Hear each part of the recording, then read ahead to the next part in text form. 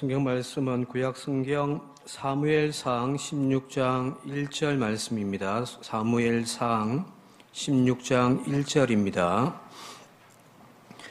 여호와께서 사무엘에게 이르시되 내가 이미 사울을 버려 이스라엘 왕이 되지 못하게 하였거늘 네가 그를 위하여 언제까지 슬퍼하겠느냐? 너는 뿔에 기름을 채워 가지고 가라. 내가 너를 베들레헴 사람 이새에게로 보내리니 이는 내가 그의 아들 중에서 한 왕을 보았느니라 하시는지라. 아멘.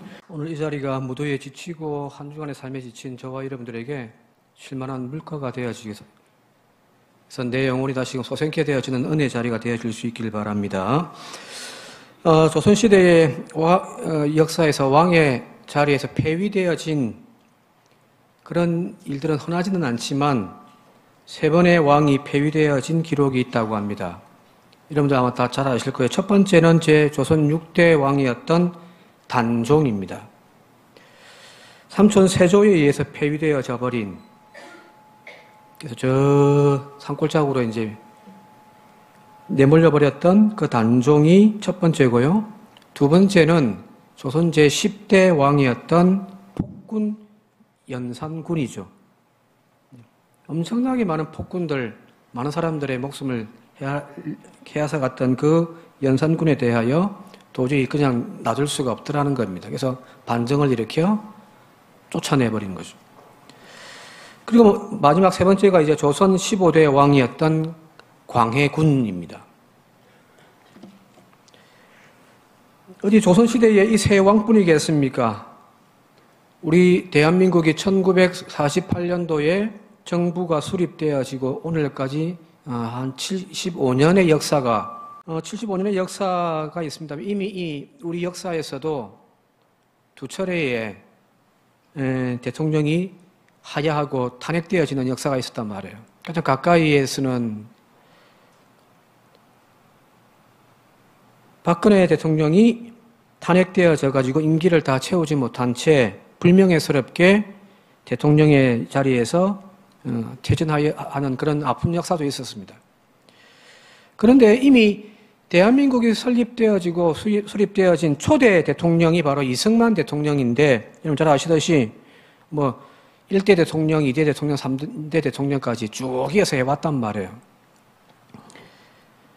그러나 자신의 임기를 다 채우지 못한 채 4.19 혁명에 의해서 결국 대통령의 자리에서 하야해서 하와이로 망명가야하는 그런 불명예의 역사를 남겼던 대통령이기도 합니다. 최초의 대통령이었지만 그 마지막은 좋지가 않더라는 거잖아요. 그죠? 오늘 읽은 성경 본문에 이 사울 왕도 이스라엘의 초대 왕이었습니다. 그러나 하나님께서 그를 실권하여 그 왕자리에서 내려오게 하시고 그 자리를 다윗에게로 이관하는 이야기가 오늘 성경 본문 말씀의 이야기입니다. 즉 우리나라의 초대 대통령이었던 이승만과 같은 길을 걸었던 이야기, 그런 스토리의 인물이라는 이야기죠. 오늘 1절 말씀을 다시 한번 제가 읽어드리겠습니다. 1절입니다. 여호와께서 사무엘에게 이르시되 내가 이미 사울을 버려 이스라엘 왕이 되지 못하게 하였거늘 네가 그를 위하여 언제까지 슬퍼하겠느냐? 너는 뿔에 기름을 채워 가지고 가라. 내가 너를 베들레헴 사람 이새에게로 보내리니 이는 내가 그의 아들 중에서 한 왕을 보았느니라 하시는지라 하는 겁니다. 하나님께서 사울은 이제 이스라엘 왕이 아니다라는 겁니다. 그를 위하여 그 때문에 가슴 아파하고 눈물 흘리지 말라는 겁니다. 내가 보니 저 베들레헴의 이새의 아들 중에 한 왕이 있더라는 겁니다. 그리고 그에게 가서 기름 부어 왕을 세우라는 이야기거든요. 이제 뒷이야기가 쭉 나오는 잘 아시는 그런 이야기입니다.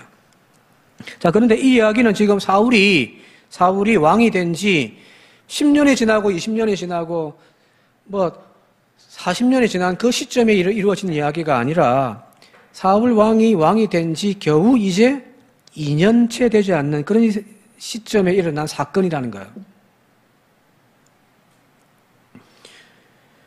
그런데 사울이 이스라엘 왕으로 나라를 다스려 통치한 기간은 총 몇 년이냐면은 정확하게는 나와 있지는 않는데 이야기 저 이야기도 있습니다만은 대략적으로 40년이라고 우리는 이야기를 합니다. 자, 실제로 지금 이 이야기가 있고 난 다음에 사울은 자신의 왕의 자리에서 38년이나 더 그 왕의 자리를 지켰단 말이에요. 그죠? 하나님의 마음은 그러나 이미 그에게서 떠나버렸고 허울 뿐인 왕의 자리를 그는 계속 있었다는 이야기입니다. 그러니 그 뒤에 이제 나오는 이야기들 보게 되어지면은 사울 왕이 악령이 들어가지고 괴로워하고, 그죠? 다윗을 시기해가지고 다윗을 죽이려고 하는, 그야말로 그 왕의 자리를 옮겨주기 위하여, 빼앗기지 않기 위하여 발버둥을 치는 그런 모습들이었단 말이에요. 자, 그런데 여기서 이제 우리가 의아하게 생각되어지는 부분이 하나 있는데 그것이 바로 하나님의 결정입니다. 우리가 흔히 알고 있는 하나님의 성품 하면, 여러분들 잘 알고 계신 하나님의 성품이 어떤 성품을 가지고 계신 분이신가요? 하나님 하면 우리가 가장 은혜 받는 이유 중에 하나가 뭐냐면은 그분에게서는 바로 인자와 자비라고 하는 성품을 가지고 계신 분이기 때문이잖아요. 즉 하나님의 사랑 때문이란 말이에요. 나같이 못나고 부족하고 늘 넘어지던 우리지만 여전히 참고 인내하시며 또 오늘도 따뜻한 손길로 우리를 이렇게 세워주시는 그 자비의 하나님, 그 인자의 성품을 우리는 바라보기 때문에 하나님을 우리는 사랑하는 거잖아요. 그죠? 하나님이 진짜 정의 하나님이라서 탁탁 부러지게 잘못됐으면 때리고 혼내고 야단치고 너 안 된다 쫓아내고 그런 하나님이라면 과연 우리가 하나님을 믿을까? 우리가 하나님을 믿는 이유는 바로 이 하나님의 인자와 자비의 성품 때문입니다. 아담과 하와가 자신들의 허물을 가리기 위하여 나뭇잎을 엮어서 치마를 입고 있는 그 모습 보시는 하나님이 너무너무 안타까워서 그게 잘해서가 아니잖아요. 그죠? 조롱잔치하기 위해서 그렇게 한 것도 아니잖아요. 하나님 앞에 범죄하여 그걸 숨기기 위하여 가려놓은 그 나뭇잎 옷을 대신하여 가죽옷을 지어 입히시는 하나님이시라는 거예요. 가인이 범죄하여 심판하시지만 그럼에도 불구하고 그에게 표를 주어서 보호하시겠다고 약속하시는 그 하나님. 요엘서 2장 13절에 나와 있듯이 그는 은혜로우시며 자비로우시며 노하기를 더디하시며 인내가 크시사 뜻을 돌이켜 재앙을 내리지 아니하시는 그 가슴 따뜻한 하나님. 우리는 그 하나님을 우리는 지금까지 만나고 왔단 말이에요. 그죠? 하나님의 성품 중에 가장 큰 성품이 바로 이런 자비와 사랑의 마음을 가지고 계신 분이라는 겁니다. 자, 그런데 지금 여기 사울 왕에 대해서는 왜 하나님이 왜 이렇게 인색하실까? 그 자비를. 분명 사울은 큰 실패를 저질렀습니다. 큰 범죄했습니다. 2번의 큰 사건을 일으켰단 말이에요. 그렇다고 해서 하나님이 그 2번의 큰 사건 때문에 마음을 확 돌이켜 나는 이제 더 이상 저를 왕으로 인정하지 않겠다 하신 것이 조금은 의아하단 말이에요. 그리고 뭐 이미 다 녹슬대로 녹슬어버린 그런 왕이라면 몰라도 이제 갓 2년 채 안 된 그 상황이란 말이에요. 아직 얼마나 많은 기간들이 남아 있습니까? 좀 더 기회를 줄 수 있잖아요. 그렇죠? 그런 사울을 향하여 더 이상 너는 왕이 아니다. 내가 그를 버렸다라고 말씀하시는 하나님, 그 모습이 왠지 낯설기만 하단 말이에요. 하나님이 오늘 우리에게 이렇게 하셨다면 저는 이 자리에 설 수도 없는 거죠. 그죠? 얼마나 큰 많은 범죄들을 저질러 왔고 큰 실수들, 하나님 앞에 몹쓸 일짓들 하며 살아왔던 나의 삶인데도 불구하고 여전히 여기 서 있는 것은 또 용서하시고 또 세워주시는 하나님의 그 자비가 있기 때문인데요. 왜 하나님은 그 사울에 대해서는 이렇게 단호하게 탁 잘라버릴까요? 우리에게 너무 낯선 이런 결정에는 하나님께서 또 다른 무엇인가 의도가 있기 때문이라는 사실 아니겠습니까? 그렇다면 그것이 무엇일까? 하나님의 의중과 생각을 찾다 보니 하나의 연결고리가 나오는데 그게 뭐냐면은 바로 사울이 기름 부어 왕이 될 때의 이야기입니다. 사무엘상 9장 16절 말씀입니다. 같이 한번 읽어보도록 할게요. 사무엘상 9장 16절입니다. 함께 읽겠습니다. 내일 이맘때에 내가 베냐민 땅에서 한 사람을 내게로 보내리니 너는 그에게 기름을 부어 내 백성 이스라엘의 지도자로 삼으라. 내가 내 백성을 블레셋 사람들의 손에서 구원하리라. 내 백성의 부르짖음이 내게 상달되었으므로 내가 그를 돌보았노라.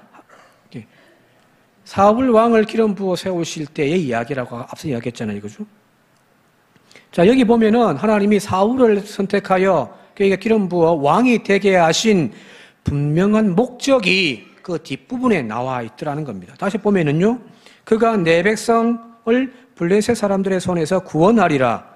내 백성의 부르짖음이 내게 상달되었으므로 내가 그들을 돌보았다라는 겁니다.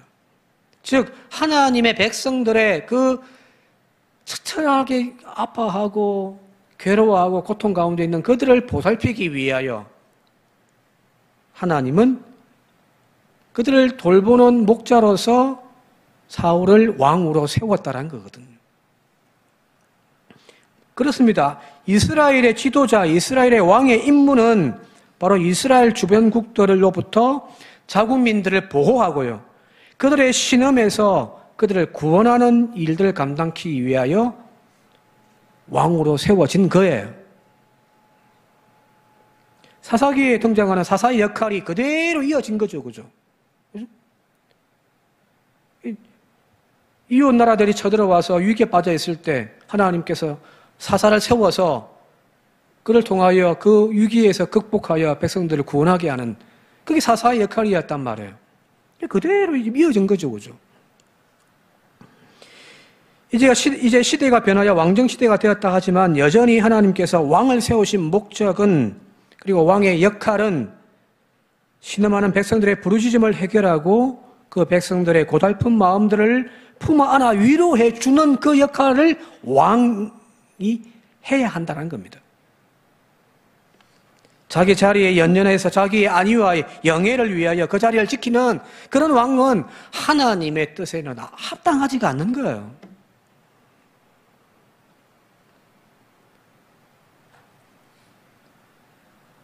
하나님께서 허락하신 왕의 역할론이 무엇인가가 여기 나와 있습니다. 즉 왕이란 하나님의 백성을 바르고 평탄한 길로 인도하기 위하여 하나님이 세워놓으신 하나님의 대리자입니다. 그 지도자가 왕이 아니에요. 이스라엘의 왕은 하나님이에요. 하나님의 백성이고 하나님의 양들인 거예요. 그 백성들을 좀 더 안전하게, 좀 더 평안하게 보살피기 위하여 대리자로 세워놓은 것이 왕일 뿐이에요. 즉 어찌 보면은 왕이라기보다는 오히려 목자라고 하는 표현이 더 맞을 줄을 모릅니다. 자, 양이 없는 목자가 존재합니까? 내가 보살필 양이 없는데 나는 목자다라고 이야기할 수 있는가요? 교회가 없고 교인이 없는데 목회자가 존재할 수 있습니까? 백성이 없는 왕이 과연 왕인가요? 양이 있기 때문에 목자가 있는 것이고 백성이 있기 때문에 왕이 존재하는 거예요. 교회가 있기 때문에 목회자가 존재하는 것이지 목회자를 위하여서 교회가 존재하는 것이 아니라는 이야기입니다. 맞죠? 그죠? 가끔 가면은 진짜 막 목회자 한 사람을 위해서 교회가 존재하는 경우, 특히 요즘처럼 정말 교회들이 축소되어져 가지고 교인들 한 두세 명 남고, 근데 목회자를 위해서 교회를 어떻게 해체할 수 없는 그런 지경이라고 한다면 그게 과연 바른가? 왕을 섬기기 위하여 존재하는 백성, 목자를 먹여 살리기 위하여 존재하는 양, 그리고 교회는 결국 본질에서 벗어난 타락일 뿐입니다.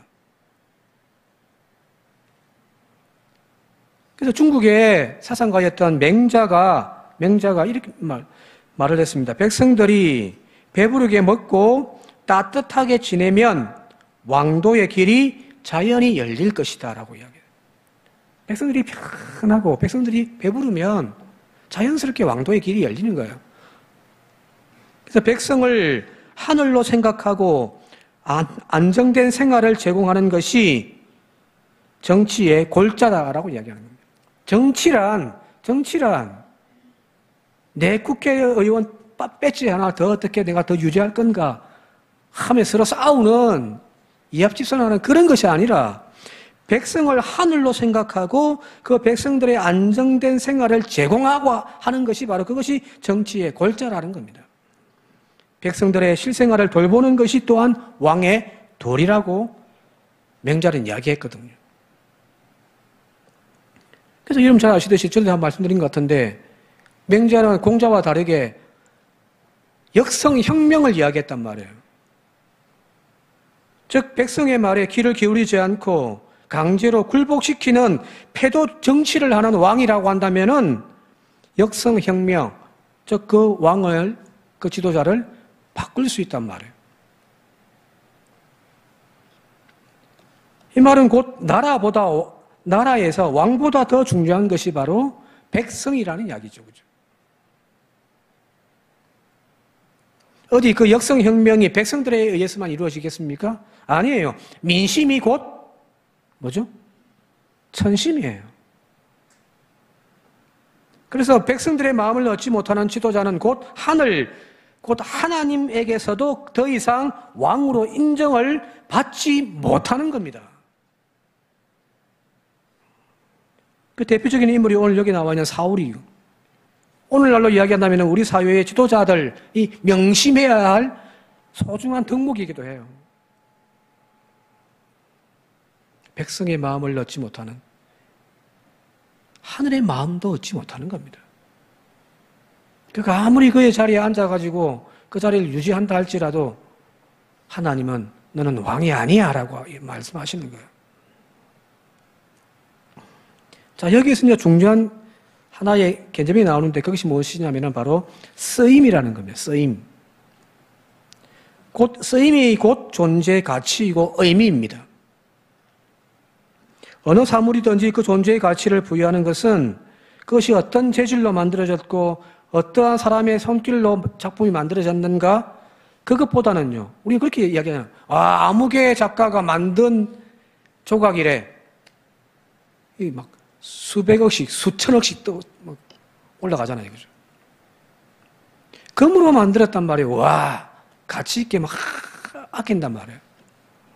그런데 진짜 존재의 가치는 바로 그 쓰임에 의하여 결정되어지는 겁니다. 아무리 그 시대에 많은 사람들로부터 물건을 사랑받는 물건, 사랑받는 사람이라 할지라도 시대가 변화해져서 아무도 거기에 대하여 관심 가지지 않고 아무도 그것을 사용하지 않는다면 그것은 더 이상 무용지물이죠. 그죠? 자, 조선의 최고의 여인이 누구죠? 조선 사회에서 최고의 여인은요. 그러니까 최고의 남자는 왕이죠. 그죠? 그럼 최고의 여인은요. 왕의 아내인 왕비겠죠. 그죠? 그죠? 그래서 국모라고 한단 말이에요. 그죠? 좋은 양반집에서 착 길러져가지고 왕과 간택되어 결혼을 해가지고 흑궁에 살면서 온갖 값진 것들 다 누리고 살아가는 모든 여인들의 부러움의 대상. 그런데 만약에 왕이 이 왕비에 대하여서 한 번도 찾아오지도 않고 그 이름을 불러주지도 않고 품어주지도 않는다면 왕의 아내로서의 그 여인으로서의 삶을 이제 그냥 잊고 살아간다면 여러분들 그런 왕비가 되고 싶겠습니까? 여러분들의 딸을 그런 자리에 보내시겠습니까? 쓰임이 없는 존재가 되어져 버린 거잖아요. 이거죠. 그게 무가치한 거예요. 그래서 사람은 자신이 쓰이지 않는다라고 하는 것이 얼마나 두려운 존재. 그래서 두려워하는 거예요.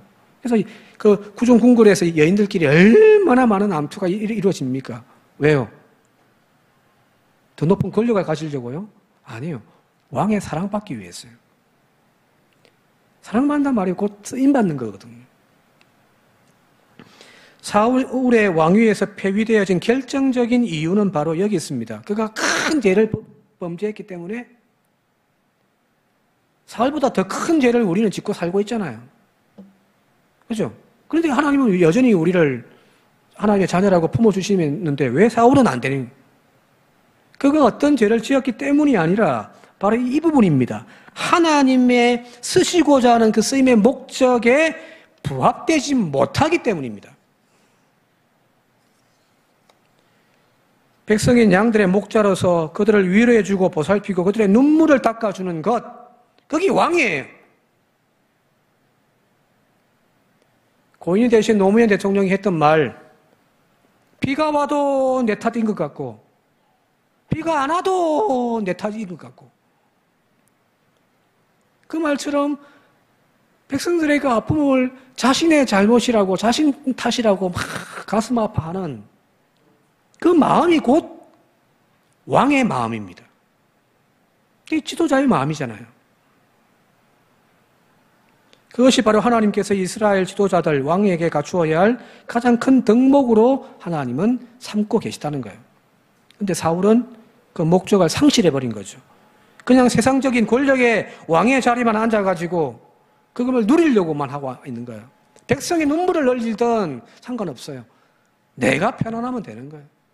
그러니 하나님은 그를 손에서 버리시고, 왜? 이걸 여기에 사용하려고 세워놨는데 그 쓰임에는 전혀 합당하지 않고 다른 짓만 하고 있으니 폐기시켜야 될 거 아니에요, 그죠? 집에 청소기를 사가지고 청소기 윙 돌린, 청소할 때마다 집안이 깨끗해지는 그것에 사용되기 위해 청소기를 구입해 왔는데 청소기가 먼지는 안 빨아들이고 거기서 노래만 일일이만 보고 논다고 좋아하시겠습니까? 청소기는 청소에 합당한 그 용도에 맞아야 쓸 거 아니에요, 그죠? 자, 이 대목에서 재난에 신음하고 눈물 흘리고 있는 백성들의 그 마음을 살피기는커녕 자기의 안위를 먼저 찾고, 여기서는 지금 사람들이 물에 빠져 죽어가고 있는데 자기 땅이 있는 거 가가지고 시찰을 이나 해쌌고, 지금 백성들은 지금 비가 와가지고 막 여기저기 허물어지고 막 난리인데 명품 쇼핑을 해야 되는 그 명품 쇼핑이 진실인 그런 지도자들, 자기 집 앞에 고속도로를 놓는 일에 눈이 벌건 그런 지도자들 하나님이 가만히 두시겠습니까? 누구라고 이야기는 안 했습니다. 지금 사울이 하나님으로부터 버림받은 이유, 이거예요. 백성의 마음을 얻지 못하면 하늘의 마음을 얻지 못하는 겁니다. 어디 정치 지도자들 뿐이겠습니까? 교회도 마찬가지잖아요, 그죠? 목사가 교인들의 마음을 얻지 못하면 떠나야죠. 그게 여전히 내 이거 자리 지키겠다고 하다 보니 교회가 쪼개지고 교회가 분란이 난단 말이에요. 하나님 가만히 두시겠습니까? 아닐 거예요. 자, 그렇다면 다윗이 하나님께 쓰임받아 왕으로 기름 부음 받은 이유가 무엇일까?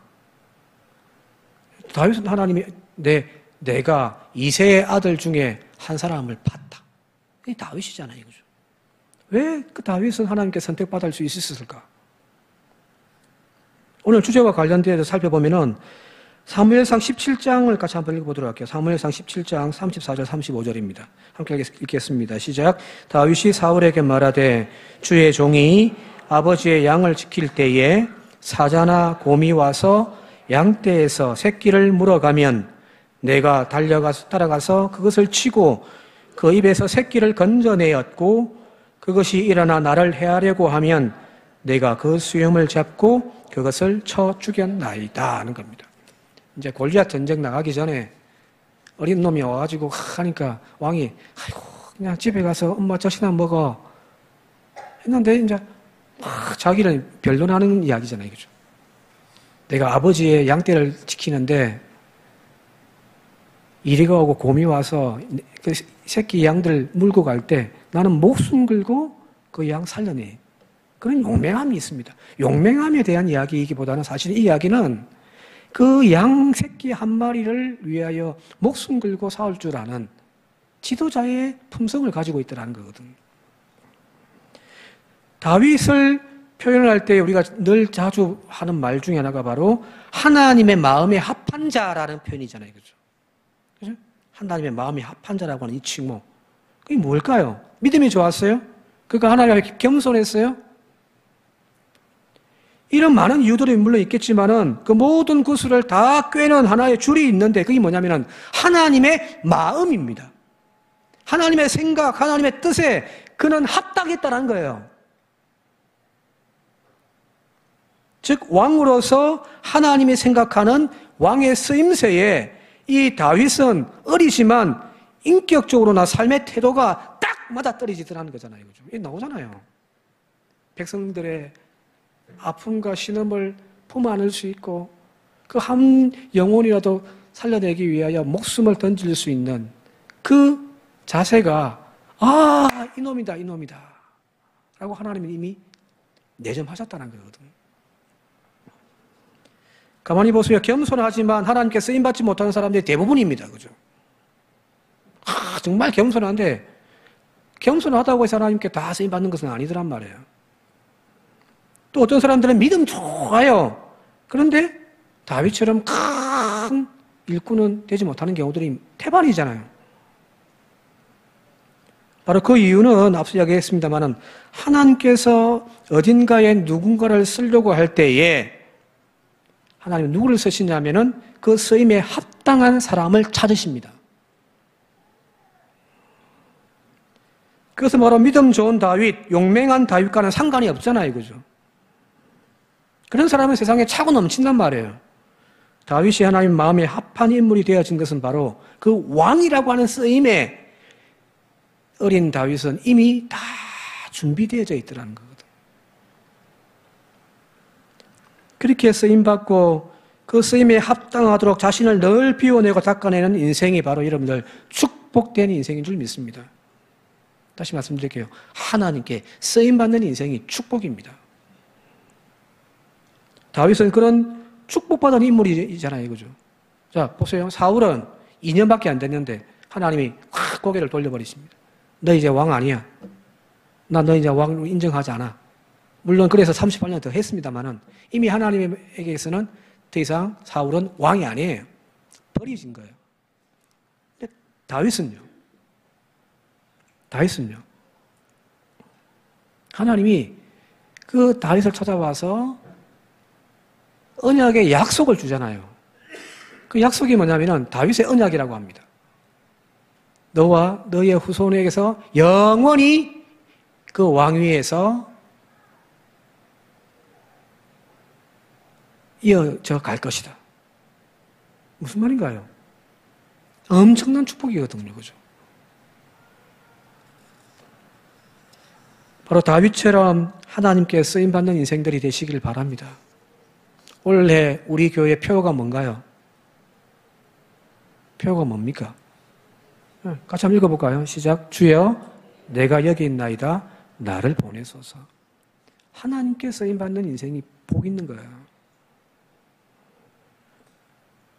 그래서 여러분들, 세상에서 이름 높이고 여러 가지 많은 업적들 이루는 것으로 나의 인생을 자랑하기보다는 내가 작은 곳 하나일지라도 그곳에 하나님에게 쓰임받는 그것을 자랑스럽게 여기고 또한 축복이라고 여기는 저와 여러분들 되시길 바랍니다. 이제 이 쓰임과 관련되어진 예화 하나만 하고 말씀드리고 말씀을 마치도록 할게요. 잘 아시는 몇 번 들어봤던 이야기일 겁니다. 자, 요단강 계곡에 그 경사면에 세 그루의 나무가 서 있습니다. 이들 나무마다 저마다 나름의 소원을 다 가지고 있습니다. 첫 번째 나무. 이 나무는 예루살렘에 가서 세공사에게 쫙 세공되어져서 하나님의 성전에 좋은 제목이 되기를 원한 거예요. 예를 들면은 교회의 강대상으로 만들어진다든지, 야, 이 나무는 이제 대단한 거죠. 복받은 나무죠, 그죠? 첫 번째 나무는 그런 소원이 있었습니다. 잘 가꾸어져서 하나님의 성전에서 성구가 되어져서 하나님께 영광을 돌렸으면 좋겠다. 두 번째 나무는 바다를 가고 싶은 거예요. 배가 되고 싶은 겁니다.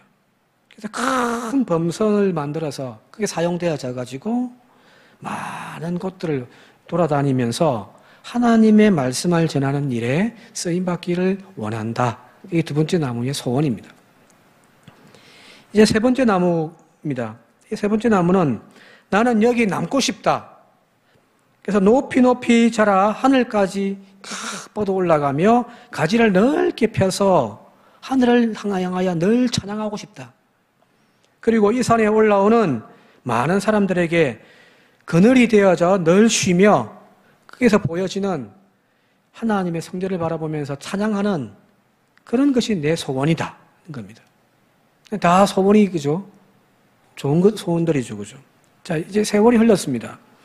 예루살렘으로 가고 싶었던 그 나무는 이제 잘려져서 예루살렘이 아닌 바로 그 옆 동네, 못 사는 동네, 조그마한 동네 베들레헴에 보내집니다. 그리고 세공을 받아가지고 만들어진 것이 바로 작은 먹이통이 되어져 버린 거예요. 하나님의 성전에 사용되어져 가지고 거기서 뭐 많은 사람들에게 막 은혜를 끼치는 그런 존재가 되기를 원했는데 웬걸요? 나귀와 양들, 개들이 찾아와 가지고 핥아먹는 이 마국간의 신세가 그 마국간의 한 모퉁이에 그냥 버려져 있는 그 먹이통이 되어진 것이 너무너무 자기 삶에 슬픈 신세, 한탄하게 되어진 조건이 되어져 버린 거죠. 자, 두 번째, 큰 배가 되어져서 대양을 오고 가면서 하나님의 복음을 전하고 싶었던 두 번째 나무. 또 마찬가지로 잘려져서 이제 자기 소원대로 배가 만들어지는데 웬걸요? 큰 범선이 아니라 조그마한 돛담배, 조각배, 이런 만들어지더라는 겁니다. 꾀재재한 어부들이 날마다 올라타서 비린내 나는 생선들로 싣고 다니는 그런 신세로 전락되어져 버린 거예요. 자, 세 번째 나무는 그 자리에 계속 있으면서 하늘을 향하여 높이 가지를 펴 하나님을 찬양하고 싶고 많은 사람들의 그들이 되고 싶었던 그 나무의 소원과는 다르게 어느 날 누군가가 와서 나무를 패기 시작하는 겁니다. 그리고 다듬어서 얼기석에 만들었는데 그게 뭐냐면 바로 죄수들을 매달아 죽이는 형틀 십자가가 되어져 버렸단 말이에요. 모든 새 나무가 다 스스로 한탄합니다. 나는 이렇게 쓰임받기를 원했는데 자기의 소원과는 전혀 다른 아주 볼품없는 존재들로 사용되어진 것에 한탄을 합니다. 그런데 어느 날 예수님께서 세상에 오셨습니다. 만백성을 구원하시기 위하여 오신 그 주님이 정말 좋은 자리 다 놔두고 하필이면 이 천덕꾸러기 같은 말구유에 누이시더라는 겁니다. 첫 번째 나무는 이 말구유로 쓰임받은 것이 결국 더할 나위 없는 큰 영광이 되어진 거죠. 자, 세월이 흘렀습니다. 예수님께서 복음을 전하실 때에 예수님께서 갈릴리 호수가에서 말씀을 전하는데 어느 날 배에 오르시더니 거기에서 서서 백성들에게 말씀을 전가하시기 시작하시는 겁니다. 이 두 번째 나무는 조그마한 조각배가 되어졌지만 거기에서 주님의 말씀을 전가하는 강단이 되어진 거죠. 그리고 3년쯤 세월이 흘렀습니다. 세 번째 나무였던 그 십자가는 예수님께서 못 박혀 죽으심을 통하여서 길이길이 모든 이들이 바라보는 거룩한 십자가가 되어진 거거든요. 중요한 것은 화려함이 아닙니다. 하나님께 쓰임받는 인생이 된다라고 하는 것은 남들 다 보는 앞에 화려하게 사용되어지는 그것만이 아니란 말입니다. 더 좋은 자리와 환경에 오르는 그것도 아니에요. 진짜 복은요, 그냥 어디에 쓰이든지 하나님께 쓰임받는 그것이 우리의 인생의 가장 큰 축복임을 믿습니다. 그 하나님의 사형의 목적에 스스로 부합하기 위하여 언제나 자기 스스로를 비워내는 저와 여러분들이 되시길 바랍니다. 어느 날 주님이 오셔가지고 우리에게 그렇게 말씀하실 거예요. 아무개야, 내가 너를 사용하겠다. 그때 하나님께 크게 사용되어지는 저와 여러분들, 우리 교회가 되기를 주님의 이름으로 축원드립니다.